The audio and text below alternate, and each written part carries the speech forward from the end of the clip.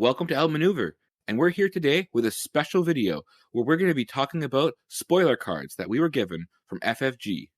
Our first card today is Lady Proxima. Dudeness, why don't you tell us about Lady Proxima? Well, she's the first uncommon aspectless card, which is kind of cool. She's a 1-cost, 0/4 Underworld ground unit that says when you play another Underworld card, you may deal 1 damage to a base. So obviously, it's just Underworld synergy, surprise, surprise, in the Underworld set. I think it's kind of cool. I like dealing damage to the base. Yeah, this is definitely a super interesting card. We haven't really seen a ton of cards that give you like this much benefit for playing subtype card. And this also is any card, not just a unit, just to clear it's any card at all. So it could be an event, base unit, ground unit, an upgrade. Anything that has a subtype Underworld would allow you to do the 1 damage. The other thing for me that makes this card interesting and potentially playable is that it's a 0/4. So it's going to survive most attacks from turn 1 plays. So it's likely to get at least 1 or 2 damage on the base before it would potentially die. It doesn't trade for a card, which is a downside of it because it doesn't have any attack. But, there could be ways to buff it or other options you might have for it. It doesn't have any inherent attack, but it can be, as you said, buffed, like by a leader like Krennic. So just a potential play. As well with being our first uncommon aspectless card, also our first unique aspectless card. Sure. Kind of an interesting thing as well. True. Yeah, with 4 health, she's going to be annoying to get rid of too. Because you're not going to attack with a 3/3 into it twice, right?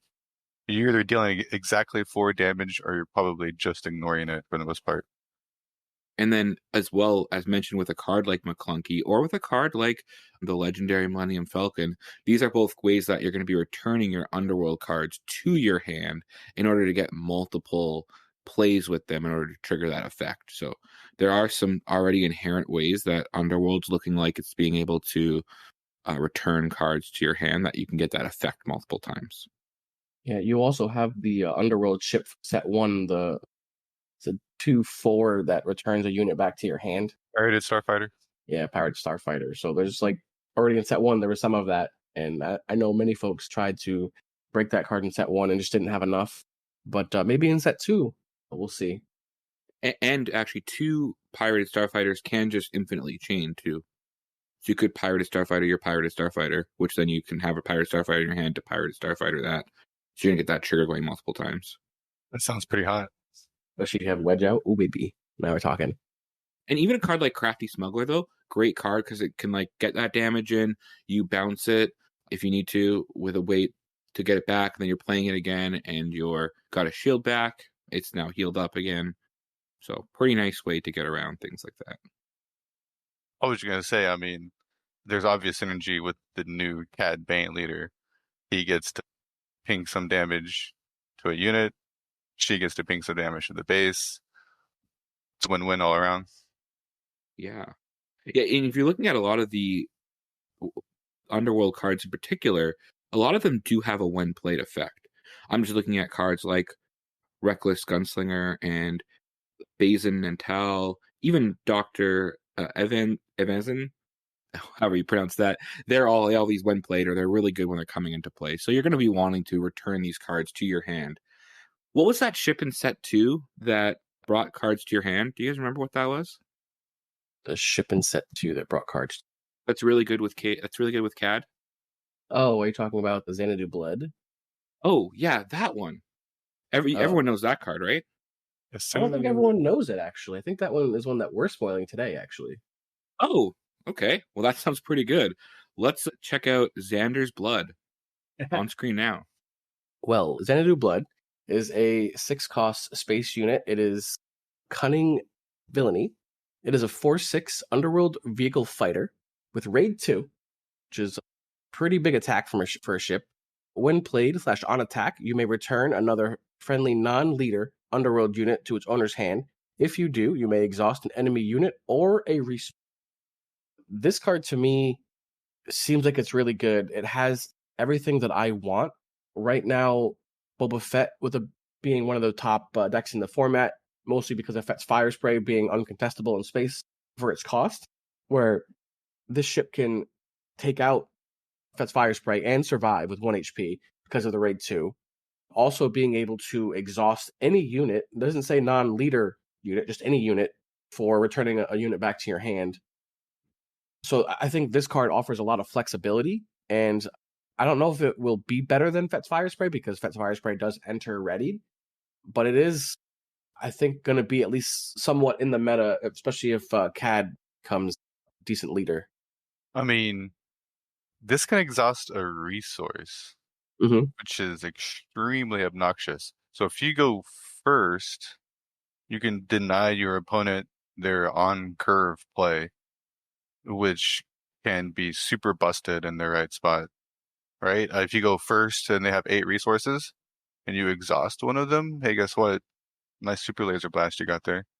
Yeah, I mean, that's definitely another key point against like control decks. This is where I think this card shines. It takes down Fet's Fire Spray, but also it's good against control decks because control needs to be on curve for them to be reasonable and match up well. Like, you know, when they get to 8, like, oh, I have to laser blast here to try to survive. But like, yeah, exactly.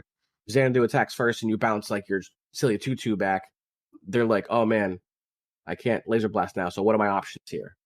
It just changes how they have to think and how they have to play the game against mid-range decks. What I imagine this card would be in a lot of mid-range. And they either also have to immediately claim like soonish, because if you claim first, you just attack, right? And you do it all over again. Now, granted, the next turn they can have one more resource, which potentially negates the entire thing. But I mean, at the right spot, exhausting a resource is just turbo busted. Yeah. And let's also not forget that while it can be good against a Fire Spray, it can also be good if you do have a Fire Spray as well, because you can attack with the Fire Spray, then the next action attack with Xanadu, return the Fire Spray, and then play your Fire Spray again, and then attack with it a second time because it enters ready, if you have Boba Fett at least as a leader or as a unit. So yeah, you can also combo it with these cards as well. Absolutely. I imagine this card will be, I don't know if you'll see like 3 of this and 3 Fire Sprays. I think the number is probably somewhere around like 4 or 5 for the combined amount of them, at least in the main deck. But sideboard, who knows? This might be a good sideboard card for like mirror matches or whatever. But overall, a pretty cool card. Love more Space Boys. Good Space Boys. Big Space Boys. Space is the place. And I mean, when we're talking about returning these Underworld cards, we get the advantage we're talking about of tapping the resources or of tapping an enemy unit.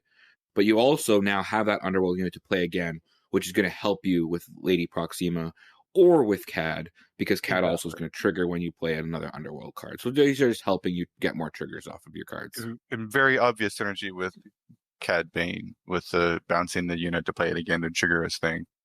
So FFG's doing pretty good with that, of making the named ship synergize with their character.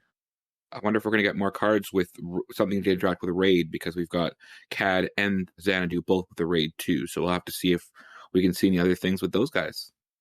But very cool. Shout out to FFG for giving us the spoilers. Thanks, FFG, and everyone watching that has gotten us to a place where FFG is willing to give us a spoiler to spoil for them. So we appreciate everyone that watches. Thank you for watching, and if you want to hear more of our takes on cards coming out in Set 2, Shadows of the Galaxy, make sure you check us out on Mondays at 8:30 Eastern Standard Time Zone.